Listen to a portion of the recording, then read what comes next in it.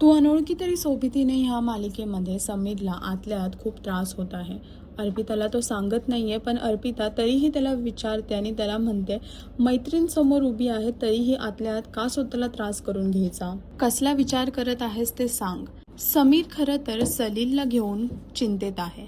सलील आजपर्यंत खूप ठिकाणे चुकला आहे आणि समीरने त्याला वेळोवेळ समजूत दिली आहे. पण आजच्या सारखं समीर कधीही त्याच्यावरती एवढं ओरडला नव्हता. आज जसं समीर वागला आहे त्याच्याचमुळे समीरला आतल्या आत खूप त्रास होत आहे. पण इथेच अर्पिता त्याला समजवते की कुटुंब आहे तर ह्या सगळ्या गोष्टी होणारच आणि समीरवर जास्त कोण रागवू नाही शकत असं ती त्याला म्हणून मोटिवेट करते आणि त्याचा मूड ठीक करते. आता बघायचं आहे की पुढे तू अनोळखी तरी सोबतीने ह्या मालिकेमध्ये कुठला मोठा ट्विस्ट येणार आहे हे पाहण्यासाठी मालिका फॉलो करा आणि अजून अपडेटसाठी टेलीचक्र रिजनल्सला सबस्क्राईब करा.